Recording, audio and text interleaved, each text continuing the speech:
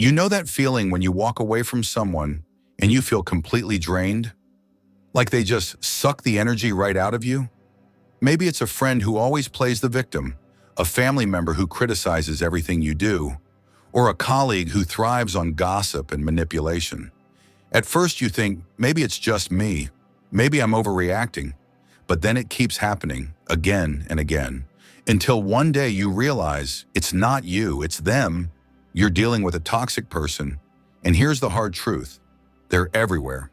You'll find them in your workplace, your social circle, even in your own home. You might even love some of them, but love doesn't excuse toxicity.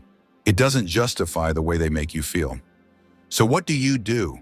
How do you protect yourself without becoming bitter or resentful? How do you handle them without letting their negativity poison your mind? Most people tell you to cut toxic people out of your life. And while that sounds great in theory, in reality, it's not always that simple. Sometimes you can't just walk away. But that doesn't mean you have to let them control you. There are ways, smart ways, to deal with toxic people without losing yourself in the process. And if you stay with me, I'll show you exactly how to do it. Not through cliches or generic advice, but through real, powerful strategies that actually work. Let's start with the first and probably the most important step. You need to stop expecting them to change. This is where most people get stuck. They think if they're patient enough, kind enough, or understanding enough, the toxic person will eventually see the light and start treating them better. But here's the truth. That rarely happens. Because toxic people don't change unless they want to, and most of the time, they don't want to. They thrive on chaos. They get something out of the manipulation, the control, the negativity. The more you try to fix them, the more frustrated and exhausted you'll become. So instead of waiting for them to change how you respond to them. Shift your focus from them to you. Ask yourself, how can I protect my energy? How can I set boundaries? How can I make sure I don't get pulled into their toxicity? And that brings us to the second smart way to deal with them. Set boundaries like your life depends on it, because it does. Toxic people don't respect boundaries. In fact, they see them as challenges. They push, they guilt trip, they manipulate until you give in, and the moment you do, they know they can do it again. That's why setting boundaries isn't enough. You have to enforce them. Let's say you have a friend who always unloads their drama on you. Every time you pick up the phone, it's an emotional roller coaster. You tell them you're busy, but they don't listen. They just keep going. And before you know it, you're carrying their emotional baggage. So what do? You set a firm boundary. You say, I care about you, but I can't be your emotional dumping ground. If you need help, I suggest you talk to a therapist. And then, this is the key, you stick to it. You don't engage in the drama. You don't justify or explain. You simply hold your ground. And yes, they might get angry. They might call you selfish or accuse you of not caring. But that's just their way of trying to manipulate you. A boundary isn't about controlling them. It's about protecting you. Now here's the third thing you need to do. Detach emotionally. Toxic people love getting a reaction out of you. It's their fuel. If they can make you angry, defensive, or upset, they win. Because the moment you react emotionally, they know they have control over you. But what happens when you stop reacting? When their words no longer trigger you? When they throw their usual insults and you just shrug and walk away? They lose their power. That's why emotional detachment is one of the smartest ways to handle toxicity. It doesn't mean you stop caring. It means you stop giving them the reaction they crave. You respond, but you don't engage. You stay calm, even when they try to provoke you. And trust me, they will try. They'll push every button they can.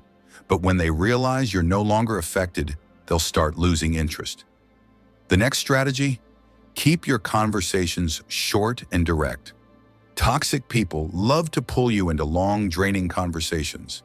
They twist your words, play the victim, or go in circles until you feel like you're losing your mind. That's why you need to keep your interactions as brief as possible. No long explanations, no defending yourself. Just short, to-the-point responses. If they try to drag you into drama, shut it down. I'm not going to discuss this. If they guilt trip you, don't take the bait. That's your opinion. Keep it simple. The less you engage, the less power they have over you. And speaking of power, let's talk about reclaiming yours. A big reason toxic people get under your skin is because deep down, you believe what they say about you. If they call you selfish, a part of you wonders, am I selfish? If they belittle you, a part of you thinks, maybe they're right. But here's what you need to remember. Just because someone says something doesn't make it true. Toxic people project their insecurities onto others. They insult you because they feel small. They manipulate you because they feel powerless. Their behavior is a reflection of them, not you. The moment you stop internalizing their words, you take back your power. You realize their opinion doesn't define you. And that leads us to another crucial point. Choose your battles wisely. Not every argument is worth having. Not every insult needs a response. Sometimes the smartest thing you can do is walk away. Let them think they've won. Let them believe whatever they want, because at the end of the day, their opinion doesn't matter. Your peace does. And that's what this is all about, protecting your peace. Dealing with toxic people isn't about changing them. It's about changing how you respond to them. It's about setting boundaries, detaching emotionally, keeping your conversations short, and reclaiming your power. It's about knowing when to walk away and when to stand your ground. Most importantly, it's about putting yourself first. Because here's the thing, your energy is precious, your peace is valuable, and you don't owe anyone access to your mind, your emotions, or your time. You get to decide who you allow into your life. You get to choose how you react. You get to protect yourself. And that's power. So the next time a toxic person tries to drag you down, remember, you're not powerless. You're not a victim. You have choices. And when you start making smart choices, their toxicity stops affecting you. That's when you win. Now it's time to take that power back.